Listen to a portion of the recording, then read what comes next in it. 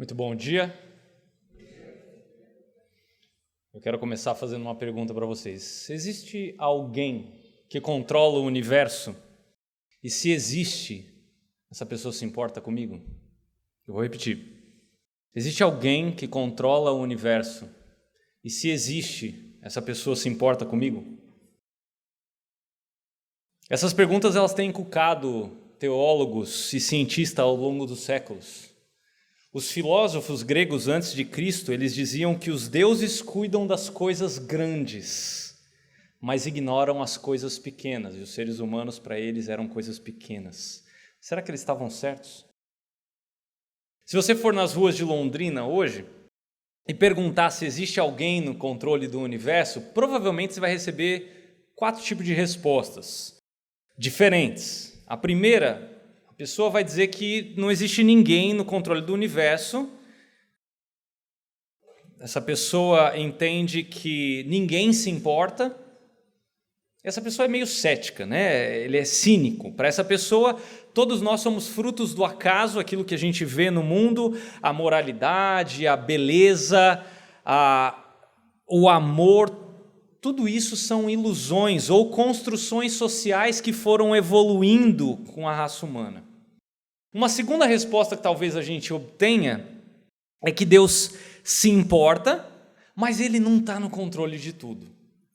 Talvez Ele seja aquele relojoeiro cósmico que deu a corda no relógio e deixou a coisa rolar. E Ele assiste o desenrolar da história de camarote. A beleza e a ordem da criação mostram que Ele se importa, mas se importa meio de longe. E assim, o sofrimento humano vai até chatear esse Deus com D minúsculo, mas parece que Ele prefere não interferir nos problemas humanos. Aí tem uma terceira resposta que vai dizer o seguinte: tem que ter alguém no controle de tudo, mas parece que não se importa comigo. Pelo menos aquilo que eu vejo na minha vida é o que mostra. Essa pessoa olha para as guerras, para os genocídios, para a fúria da natureza, para a pandemia, e conclui que Deus, esse Deus com D minúsculo, deve ser frio, deve ser indiferente. Talvez essa pessoa nem acredite num Deus propriamente, acredita talvez numa força cósmica que existe por aí, naquilo que nós vemos muitos nos filmes. E por isso não tem como se importar com o ser humano. Agora, será que você tem alguma dessas 3 perspectivas no seu coração aí hoje? Isso não são questionamentos fúteis. Obrigado, Flávio.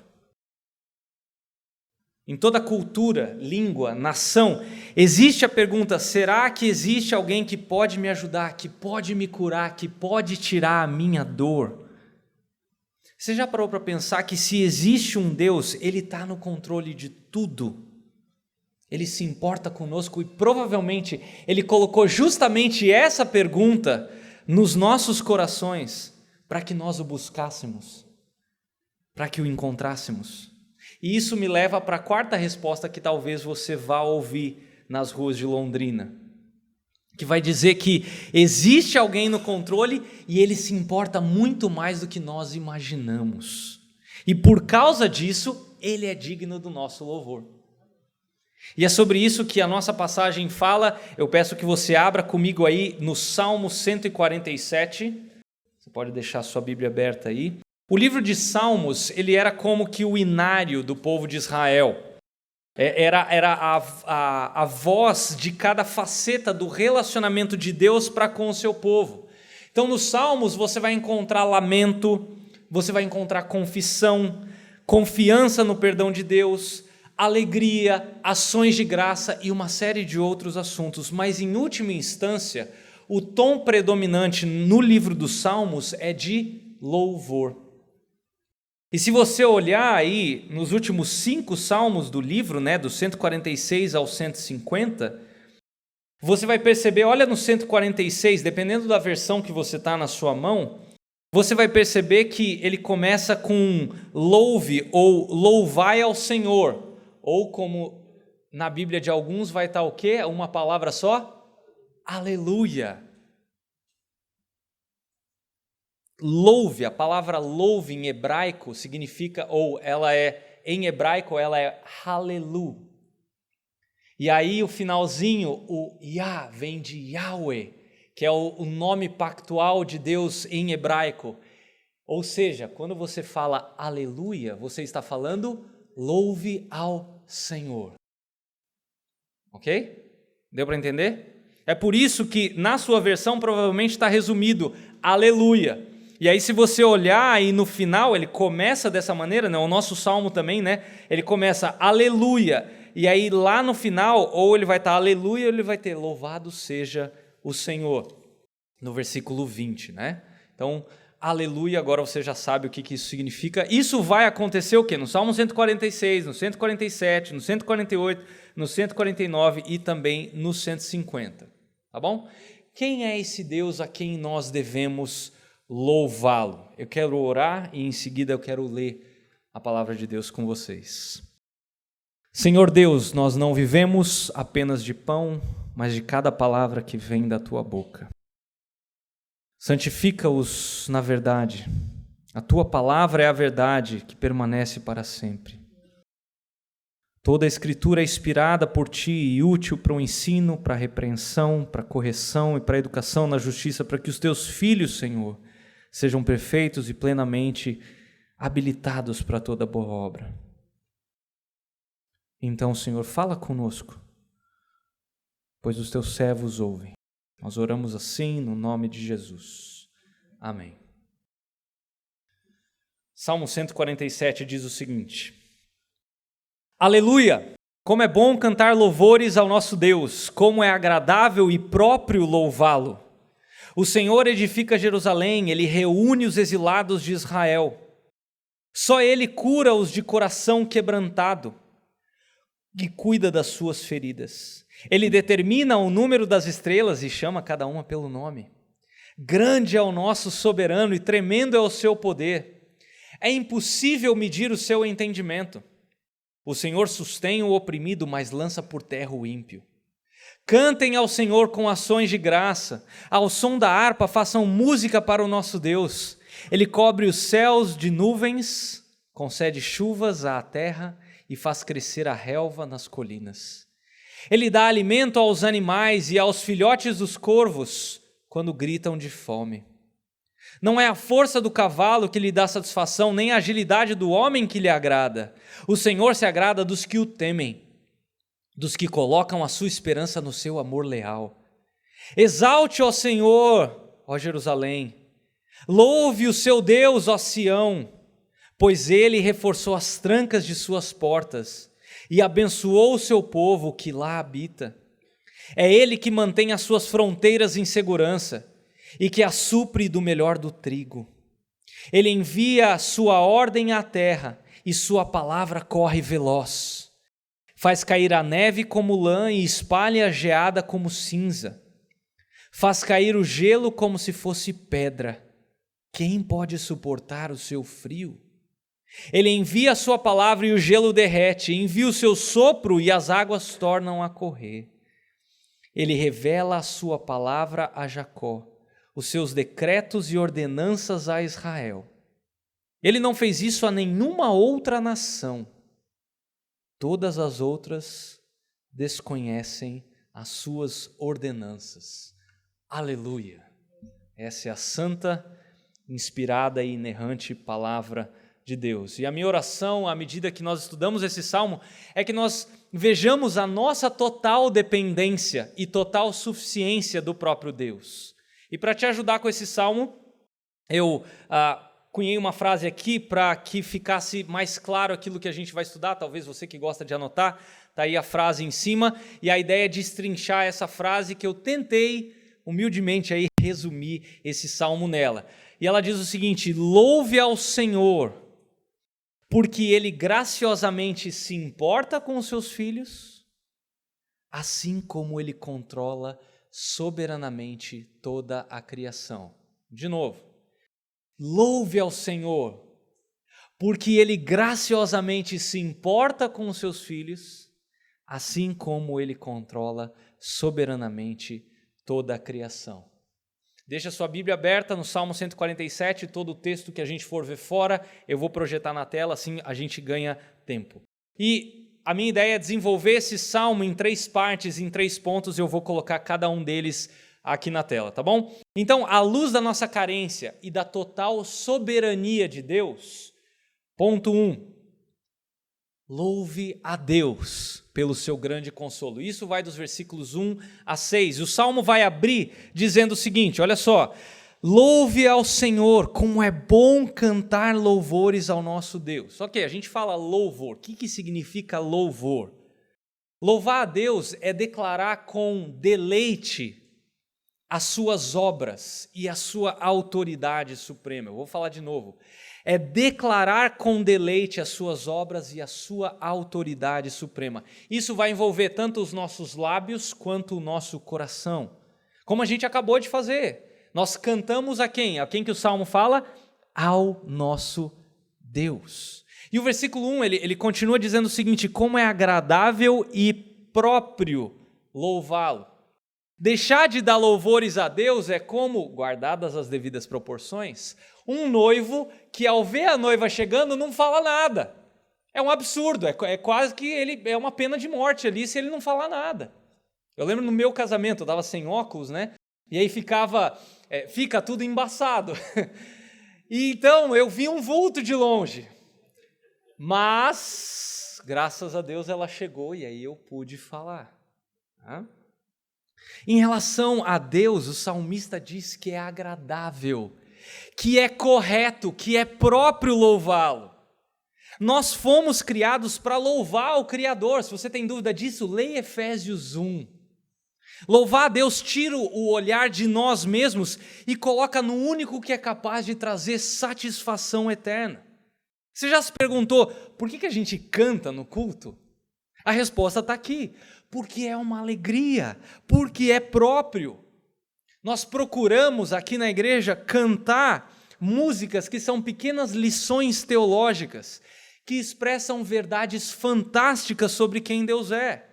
Por isso que o ato de louvar a Deus é agradável e é próprio.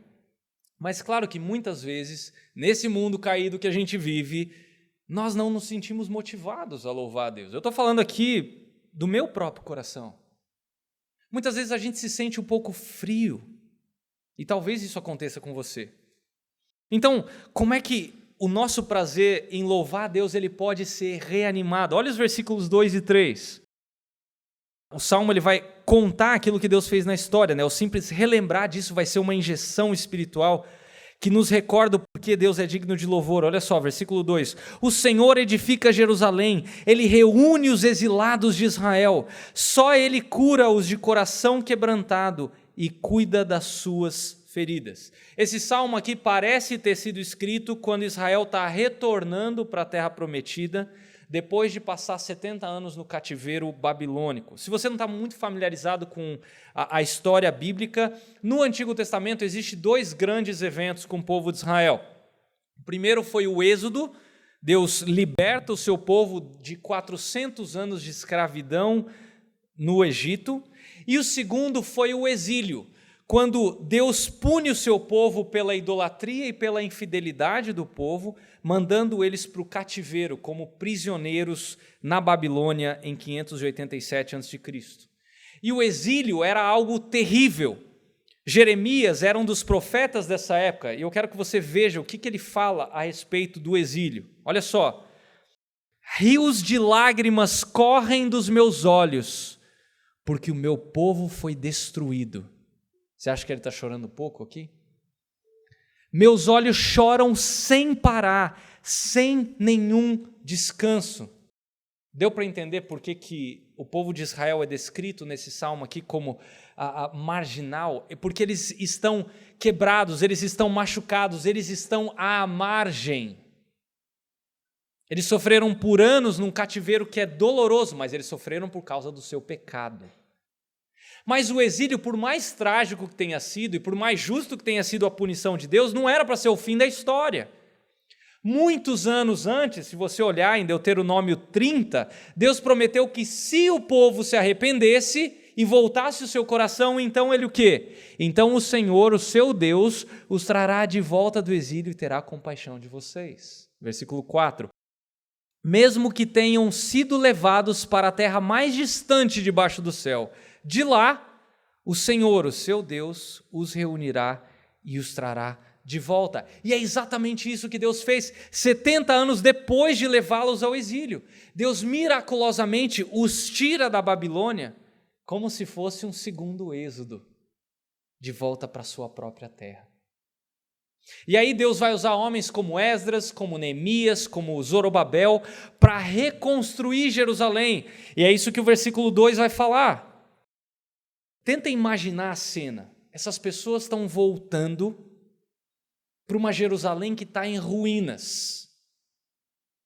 Pessoas que estão voltando com os corações quebrados, lembrando dos pecados anteriores que levaram eles para a Babilônia, os seus corpos estão feridos, as suas almas estão quebradas. Eles estão aflitos por causa do cativeiro. Mas Deus não abandona essas pessoas. Ele acolhe o seu povo de volta. Ele perdoa e ele também redime o seu povo. E ele também consola e conforta com a sua presença e com as suas promessas. Talvez você esteja aqui e você não tem certeza se você é salvo. Eu pergunto para você, você crê que Deus pode te consolar? Como Ele consolou esses exilados aqui? É óbvio que o maior consolo que a gente pode ter em Deus é o consolo da reconciliação com o Pai, do reestabelecimento do nosso relacionamento com o Criador. Essa ideia de reconciliação com exilados não é algo novo. Isso não é só do povo de Israel daquela época. Tá? Se você voltar lá atrás, em Gênesis 3, você vai ver que quando Adão e Eva pecaram, o que Deus fez? Deus expulsou eles da sua presença. Eles se tornaram exilados da presença de Deus. E é assim que todos os que nascem se encontram longe da presença de Deus, irados para com o Criador, desobedecendo o Criador, sem querer e sem poder entrar na presença de Deus, porque Deus é perfeitamente santo e perfeitamente bom, como diz o Salmo de número 5. Tu não és um Deus que tenha prazer na injustiça, contigo o mal não pode habitar. Os arrogantes não são aceitos na tua presença, odeia todos os que praticam o mal. Então, pessoas como nós, pecadores, impuros, como é que a gente pode entrar na presença de Deus? Simples, através de Jesus Cristo, que habitou conosco para nos tornar aptos a habitar com Ele. Jesus veio, Ele nasceu da Virgem Maria, viveu em Nazaré, Ele se sacrificou como substituto por qualquer um que se arrepender dos seus pecados e crer nele. E ao fazer isso, Ele pavimentou o caminho de volta até Deus, para que nós fôssemos reconciliados com o Pai, o Criador. Você já parou para pensar que Jesus foi exilado da presença de Deus lá na cruz, para que nós fôssemos trazidos para perto como filhos dele? Jesus foi abandonado para que nós fôssemos perdoados. Ele se tornou exilado para que nós fôssemos feitos filhos de Deus, e Ele ressuscitou dos mortos, vencendo a morte e o pecado, construindo o caminho para que você e eu pudéssemos ter acesso ao Pai. E não para por aí. É aí que Ele nos dá da sua presença, que é o Espírito Santo. E em Jesus você pode receber esse consolo se você ainda não tem. Que redime, desse Deus que redime exilados, que se arrependem dos seus pecados. E como é que você faz isso? Você precisa se voltar e confessar o seu pecado e crer no Senhor Jesus como seu único e suficiente Salvador.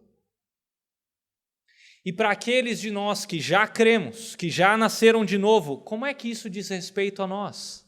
Simples, nós devemos louvar a Deus, que se deleita em redimir os seus filhos do grande exílio do pecado.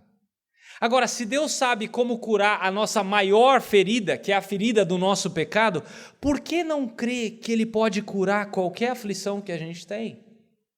Deus se deleita em consertar casamentos quebrados, amizades machucadas. Ele é glorificado em nos dar consolo quando as dores do desemprego, da solidão, da doença, de filhos rebeldes, quando essas coisas estão sobre nós. Se você reparar no início desse salmo, a figura que a gente tem não é de um Deus longe, de um Deus distante, desinteressado. Ele não é aquele médico que está assistindo a cirurgia por trás daquele vidro grosso, não. Ele é o cirurgião que está dentro da sala de cirurgia, com o bisturi na mão, operando de forma gentil e precisa, nos curando, nos consolando, nos conformando à imagem do seu Filho. E como é que Deus nos consola frequentemente? Uma das maneiras que Deus usa é isso aqui, ó, o corpo de Cristo. Irmãos que se afiam mutuamente. É por isso que corpo de Cristo, a igreja local é algo tão importante, congregar é algo tão importante. E repara, o texto não fala que os exilados voltam de um a um, eles voltam como? Juntos. Entende o valor da gente estar juntos como igreja, congregando juntos? Mas Leandro, eu muitas vezes me sinto exilado. Ótimo, você está no lugar certo. Isso aqui é um lugar cheio de exilados, que sabem que sozinhos nós não damos conta. Nós não somos os espiritualmente saudáveis. Mas a gente sabe quem que é o grande médico. E nós precisamos lembrar e ser relembrados praticamente toda semana a olhar para esse grande médico. E é isso que o relacionamento uns com os outros aqui produz, não só no domingo, obviamente. E Satanás, ele mente para nós, dizendo que os nossos desafios eles são muito difíceis para Deus. Esse Deus não tem a capacidade de lidar com o problema que você está passando. Isso está exatamente errado. Olha o versículo 4. Ele determina o número de estrelas e chama cada um pelo seu nome. Se Deus ele é governante soberano do universo e coloca cada uma das estrelas no seu lugar, imagina como Deus se interessa por nós, povo que foi comprado com o sangue do seu Filho. Leandro, de quantas estrelas nós estamos falando? Vamos brincar de matemática aqui. Eu sei que talvez aqui em Londrina o cálculo não seja muito preciso, porque se você sair aqui num céu claro, você vai ver o quê? 10, 20 estrelas no máximo, né? Talvez se você for aí para um lugar mais afastado, tipo Lerroville, aí lá você consegue ver mais estrelas. Os astrônomos calculam que só na nossa galáxia, na Via Láctea, nós temos 300 bilhões de estrelas. Só aí já fica um tanto complicado. Agora, eles dizem que existem 100 bilhões de galáxias no universo. Multiplica aí. Nós estamos falando aí do número 3 com 22 zeros depois dele. Ainda bem que existe potência, senão a gente não ia saber. Eu não sei nem se existe uma pronúncia no português para esse número. Agora, isso não é problema para Deus, porque Ele fez cada uma delas. E Ele colocou elas no seu lugar e Ele chama cada uma delas pelo nome. E Deus a conduz como uma orquestra perfeita, sem desafino. É isso que o Salmo exclama. Olha o versículo 5. Grande é o nosso Senhor, soberano e tremendo é o seu poder. É impossível medir o seu grande entendimento. Ok, Deus é o grande Criador, coloca as estrelas no seu lugar, é todo poderoso, sabe todas as coisas, mas isso parece muito para mim. Como é que Deus cuida de todo o universo e ainda tem tempo para cuidar de mim? Esse ser tão ínfimo no universo? É justamente o contrário. Já leu o Salmo 139? Não importa onde você esteja, Ele te viu desde a sua formação, quando você estava sendo fecundado no ventre da sua mãe.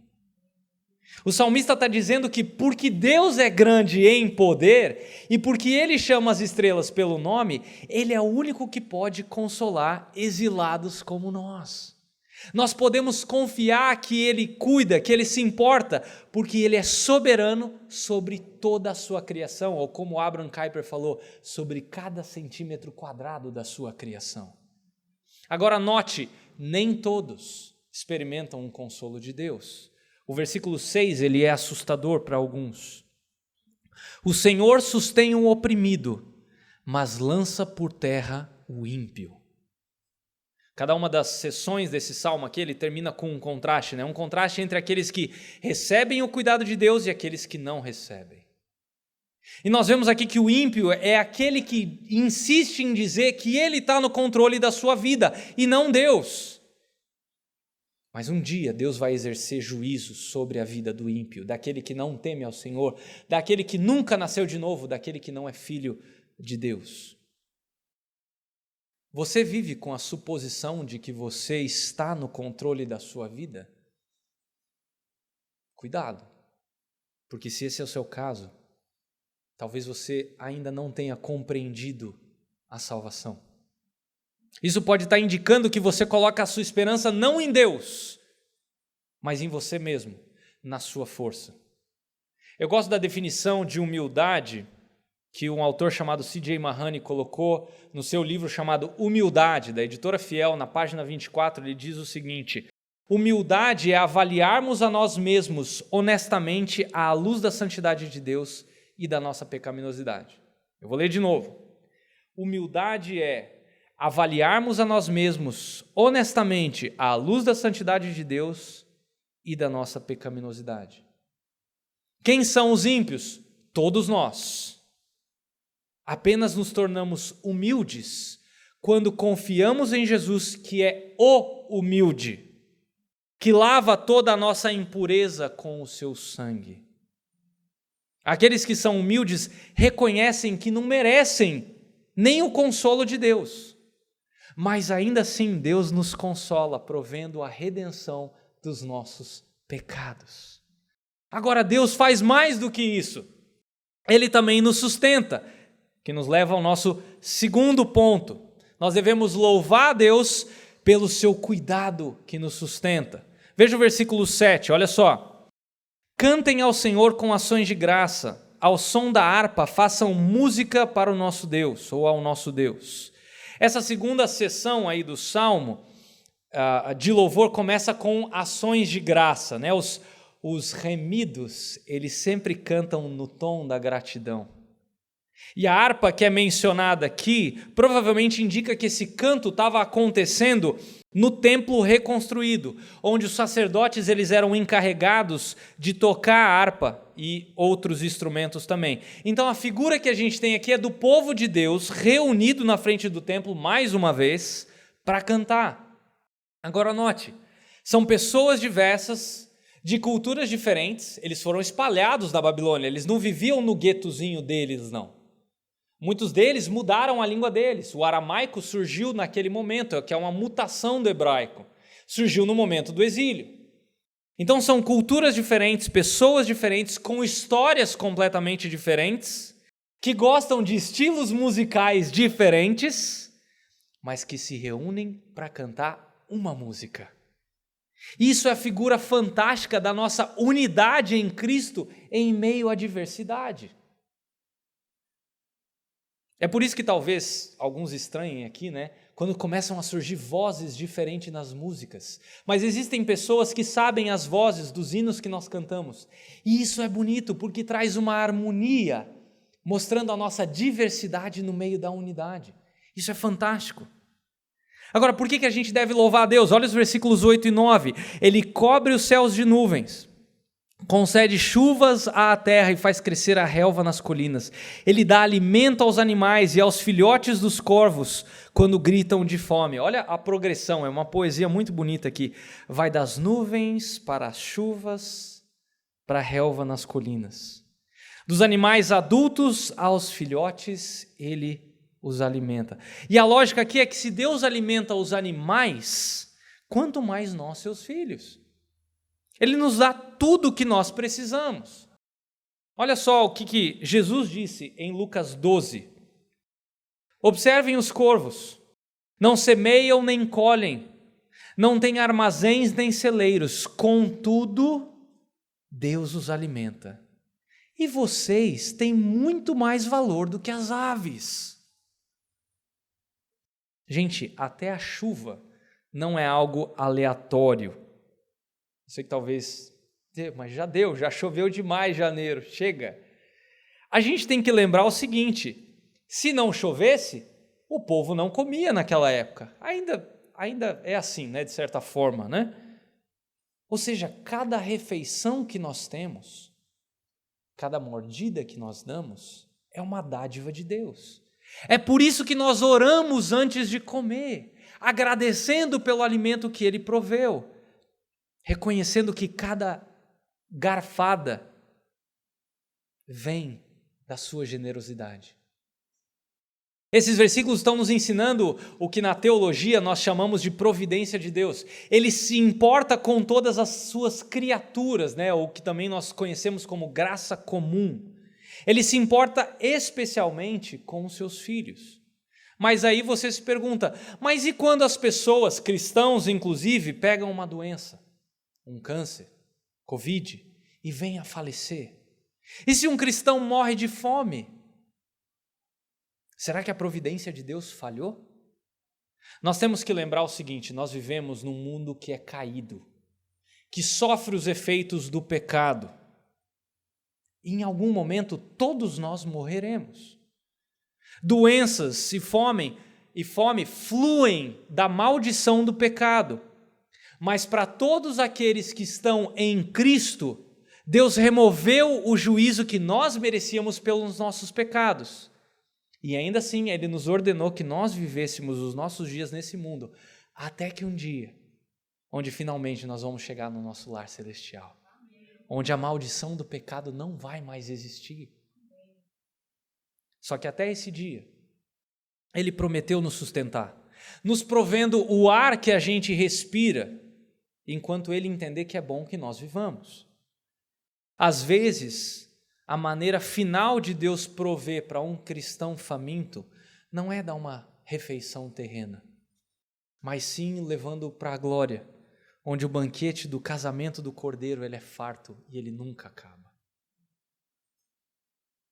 Nós confiamos nele, não pelas dádivas terrenas que Deus nos dá, embora nós sejamos gratos a Deus por isso, mas nós confiamos porque Deus é aquele que concede dádivas por toda a eternidade para nós.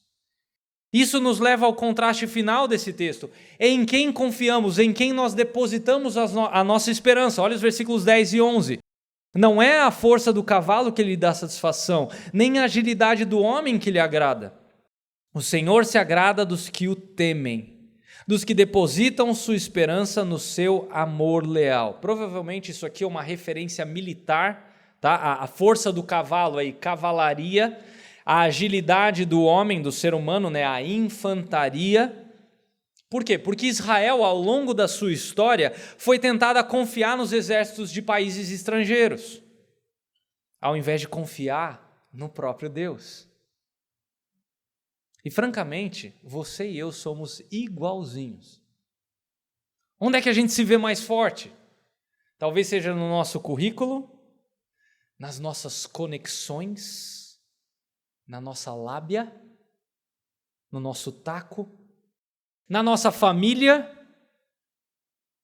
ou talvez, isso seja propício falar nesse ano, a nossa força esteja em quem vai assumir a presidência no final desse ano. Ou talvez você esteja do outro lado, desesperado, se sentindo que você não tem mais força nenhuma, força aos olhos do mundo. Isso pode acontecer. É interessante também, uma outra coisa que pega, né, hoje no mundo é a força física. Eu resolvi voltar a correr esse mês, E minha memória, não a muscular, a minha memória, lembra dos meus tempos áureos aí, há 20 anos, onde eu corria, onde era fácil, né, com 19 anos, dava para engolir um tijolo que não acontecia nada no estômago. Hoje você come uma alface e você engorda 2 quilos, né?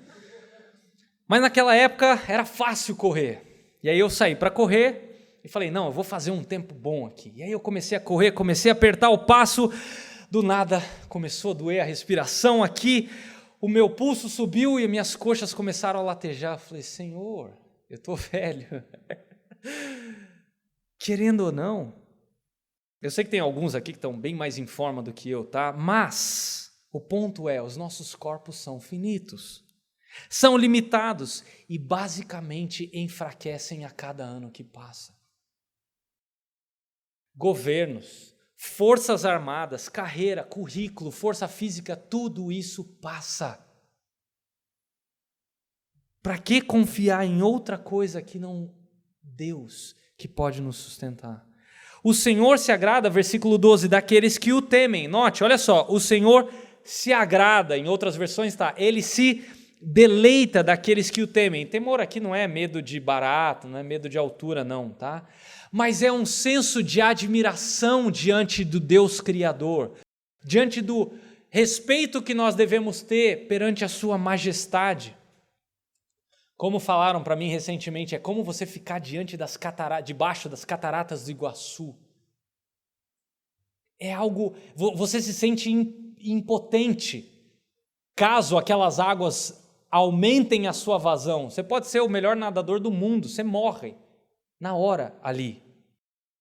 Ou talvez, como a gente já falou, né, diante de um céu estrelado, se você já teve a oportunidade de ir para um lugar onde não existe luz elétrica a quilômetros, você vê aquele céu de ponta a ponta, você fala, quem sou eu, Senhor?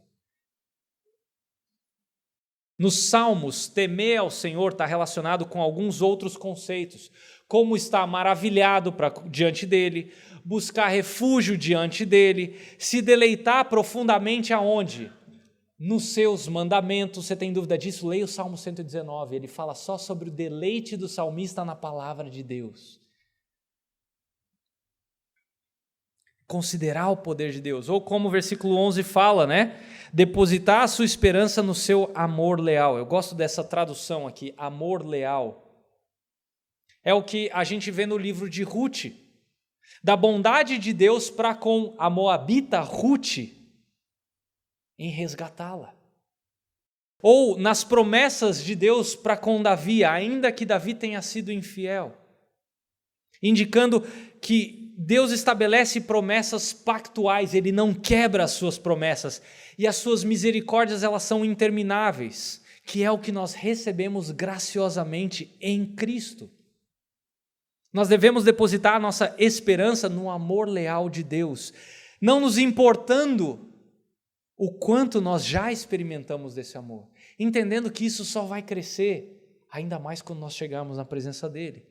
Então, nós louvamos a Deus pelo seu grande consolo, como a gente já viu, nós louvamos a Deus pelo seu cuidado que nos sustenta, e ele faz tudo isso por causa do seu domínio soberano sobre o universo, e esse é o terceiro ponto, nós louvamos a Deus pelo seu domínio soberano. Deus nos consola e cuida de nós pelo poder do quê? Da sua palavra. Olha os versículos de 12 a 15. Exalte o Senhor, ó Jerusalém, louve o seu Deus, ó Sião, pois ele reforçou as trancas de suas portas e abençoou o seu povo que lá habita. É ele que mantém as suas fronteiras em segurança e que as supre do melhor do trigo. Ele envia sua ordem à terra e a sua palavra corre veloz. Nós vimos antes Deus confortando os exilados à medida que eles voltam para a terra, né? Agora nós estamos vendo Deus abençoando o seu povo ao reconstruir a cidade de Jerusalém, que ficava lá no topo do Monte Sião. Deus provia segurança, Deus dava filhos, paz nas fronteiras e comida abundante na cozinha de cada um. Eu gosto dessa frase que o texto fala, o melhor do trigo, ou seja, a gordura do trigo. Para nós talvez trigo não signifique muito, mas Pensa aí, se aproximando do almoço agora, naquela picanha com aquela gordura. Matei vocês agora, né? Mas é exatamente isso, é o melhor do trigo que Deus está dando, Ele não está dando a raspa do tacho para eles. Esses versos, eles exalam bênçãos pactuais que Deus não quebra, que Deus tinha prometido lá atrás, em Deuteronômio, se eles se mantivessem fiéis a Deus. E é claro que o povo se rebelou contra Deus, deixaram Deus de lado, abriram mão dessas bênçãos de paz e de prosperidade, e ainda assim, Deus não apenas perdoa o seu povo dos seus pecados, mas Ele encharca o povo de Israel com a sua graça. A bondade de Deus vai além daquilo que eles estavam esperando. Deus dá muito mais do que aquilo que eles mereciam. E como é que eles respondem? Eles respondem em louvor. Note, como é que Deus concede essas bênçãos? Pela sua palavra. A gente tende a entender esse livro só como o livro que a gente traz aqui no domingo, ou talvez alguns tenham o hábito saudável de fazer a sua devocional. Mas você já reparou que a palavra de Deus ela é poder? Como é que Deus, eu quero tomar o tempo, abrir um parênteses aqui. Gênesis 1, versículo 3. Como é que Deus criou o universo? E disse Deus. Foi pela palavra de Deus. Como é que o evangelho chegou a Adão e Eva no jardim? Gênesis 3,15. Deus falou. Como é que Deus comissionou Moisés diante da sarça? Deus falou. E a gente vê isso no Antigo Testamento. E veio a palavra do Senhor dizendo, falou Deus através do profeta e disse Deus, esse é o parâmetro, Deus fala e acontece. Ezequiel 37, um vale cheio de ossos secos, mortos, já em decomposição há muito tempo. O que ressuscita aqueles ossos? A palavra de Deus. Deus falou para Ezequiel, fala a minha palavra.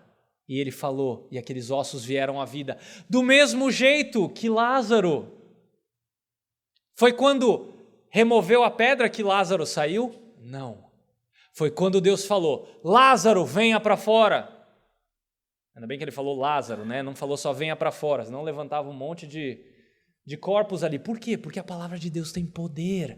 Nós não nos lembramos disso e a gente deixa a nossa Bíblia de lado no nosso dia a dia. Mas a palavra de Deus criou o universo, ela dá vida. Por isso que nós devemos diariamente ouvir a Deus na sua palavra. Agora, como é que a gente olha para versículos aqui do Antigo Testamento sobre bênçãos físicas, bênçãos materiais? Como é que isso se aplica a nós? Porque está cheio de igreja por aí que pega essas bênçãos aqui do Antigo Testamento e aplica diretamente a nós. Mas os deveres eles não pegam, né? As maldições eles não pegam, eles só pegam as bênçãos, eles são espertinhos. Será que a gente tem que esperar cada bênção que a gente pede para Deus?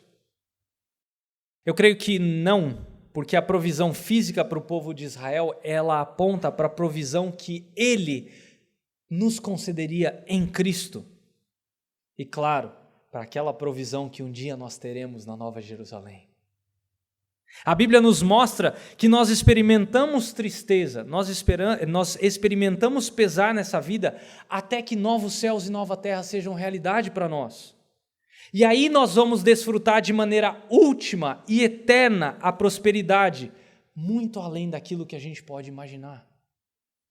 Ou seja, se você ouvir por aí no YouTube, na televisão, pessoas que falam que o cristianismo diz respeito à prosperidade financeira aqui e agora, e saúde e bênçãos materiais, não escute esse tipo de gente. Esses versículos focam no fato de que Deus é soberano para abençoar o seu povo, e porque Ele é soberano, Ele nos abençoa de acordo com os seus propósitos, no momento em que Ele entende ser correto, para o nosso bem, para a glória dEle. É claro que a gente pede e Deus é generoso em nos conceder. E é por isso que nós respondemos à sua soberania em fé e em louvor, confiando que os seus caminhos são os melhores. O ponto é que nós não estamos no controle do universo. Deus é que está. Olha os versículos 16 a 18. Faz cair a neve como lã e espalha a geada como cinza. Faz cair o gelo como se fosse pedra.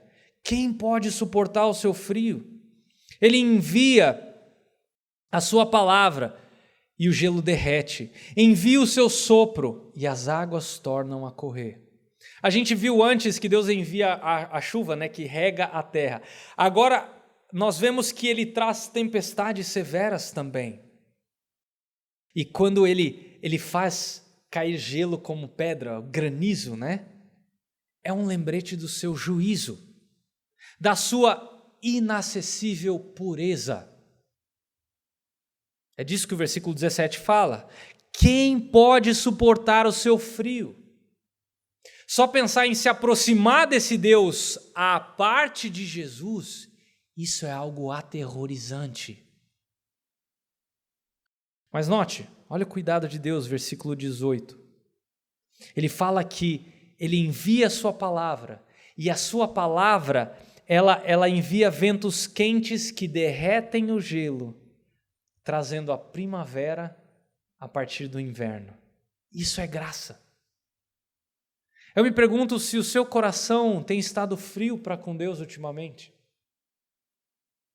Deus é aquele que pode dizer uma palavra e trazer a primavera a partir do inverno. Se Ele pode fazer isso, Ele com certeza pode derreter o seu coração endurecido. O Salmo nos chama a louvar a sua palavra, porque ela é efetiva. Pela palavra Deus cria, Deus sustenta, Deus governa, Deus converte, Deus redime, Deus santifica, Deus glorifica o seu povo. Olha comigo, Isaías, capítulo 55, versículos 10 e 11. Assim como a chuva e a neve descem dos céus e não voltam para eles sem regarem a terra e fazerem-na brotar e florescer, para ela produzir semente para o semeador e pão para o que come, assim também ocorre com a palavra que sai da minha boca. Ela não volta para mim vazia, mas fará o desejo e atingirá o propósito para qual eu, o Senhor, a enviei.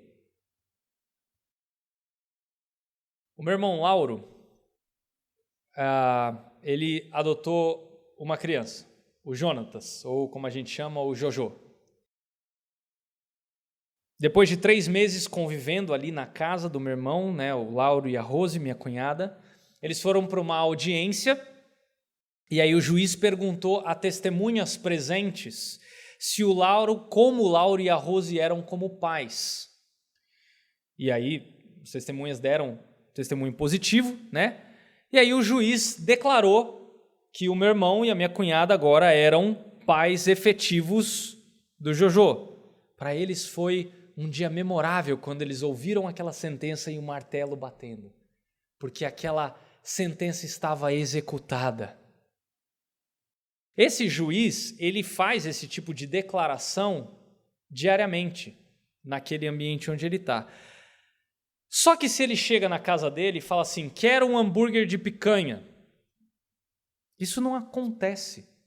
Não simplesmente aparece ali um hambúrguer porque ele falou. Com Deus não é assim. Quando Deus fala, acontece. Quando Deus declara que nós somos adotados na sua família por meio de Cristo, acontece. Glória a Deus por isso. E o salmista, ele projeta essa palavra efetiva no contraste final dos versículos 19 e 20. Olha só, ele revela a sua palavra a Jacó, os seus decretos e ordenanças a Israel. Ele não fez isso a nenhuma outra nação. Todas as outras desconhecem as suas ordenanças. Aleluia! Parece um jeito meio estranho, de terminar um salmo como esse. Essa música que parecia ser alegre e triunfante, mas a ideia do salmista aqui é mostrar que Israel, sem a palavra de Deus, não é nada. Isso, a palavra de Deus, fazia Israel distinta das outras nações. Eles só eram distintos porque Deus se revelou exclusivamente a eles através da sua palavra aos filhos de Abraão. E por isso é correto que eles louvem a Deus. É importante lembrar que Deus, ele não tem que se explicar para ninguém. Ele é o chefe, ele é o poderoso, ele é o soberano, é ele quem decide. Ele é criador. E isso é chave no nosso texto, porque o seu plano nunca foi abençoar apenas Israel. Eles não deveriam ser uma rua sem saída da palavra de Deus, mas eles deveriam ser uma avenida de mão dupla para mostrar a beleza da revelação de Deus para o mundo. É isso que nós vemos, por exemplo, em Gênesis 12, quando Deus chama Abraão. Ele fala lá: abençoarei os que te abençoarem e amaldiçoarei os que te amaldiçoarem. Em ti serão benditas todas as famílias da terra. Deus levanta Israel para ser uma nação de onde viria o Messias, aquele que viria obedecendo todos os estatutos da palavra de Deus e assim ia prover bênção para todas as nações, a todo aquele que crê no Senhor Jesus como seu Salvador, se arrependendo dos seus pecados. E a nós hoje, como igreja, nos foi confiada a palavra de Deus. E por isso que nós devemos fazer discípulos de todas as nações ao proclamar o Evangelho, obedecendo a ordem de Jesus lá em Mateus 28. E ao proclamar isso, a gente pode ter confiança, como a gente leu nesse versículo de Isaías, que a palavra de Deus ela é efetiva. E é por isso que a igreja, toda a igreja deve ser centrada na palavra de Deus. Porque a palavra de Deus é a verdade. A palavra de Deus é poderosa, como afirma Jeremias 23, 29. Não é a minha palavra como fogo, pergunta o Senhor, e como um martelo que despedaça a rocha. Quantas vezes você não já viu a palavra de Deus despedaçar corações de pedra, transformando em coração de carne? Nós temos inúmeros exemplos aqui na nossa congregação de gente que era membro de seita e foi curado pela palavra de Deus. É por isso que nós louvamos a Deus. Nós louvamos a Deus pelo seu grande consolo, nós louvamos a Deus pelo seu cuidado que nos sustenta e nós louvamos a Deus pelo seu domínio soberano. Então, existe alguém no controle do universo? E será que ele se importa? O Salmo 147 nos impele a olhar para as impressões digitais da providência de Deus, a contemplar a magnitude dos corpos celestes, perceber as chuvas à medida que elas caem e regam a terra, mas não para por aí. O Salmo, ele nos chama para olhar para aquilo que Deus fez na história, a ver Deus curar os que estão quebrados pelo pecado, a perceber o sustento de Deus a cada dia, a se maravilhar quando Deus transforma pessoas pela sua palavra, que é o maior milagre que existe. E o melhor é que isso não é o fim. Nós podemos e devemos olhar ainda mais longe para aquele que foi pregado na cruz, para que nós sejamos redimidos do nosso exílio. Por isso, olhe para aquele com A maiúsculo, que usou uma coroa de espinhos e foi perfurado para curar a sua ferida mais profunda. Olhe para Jesus, veja no sofrimento dele o cuidado de Deus para com você. Veja na ressurreição o controle de Deus sobre a morte, sobre a vida e sobre a vida eterna. Olhe para Jesus e não apenas olhe, mas cante, faça a melodia, agradeça e louve ao Senhor.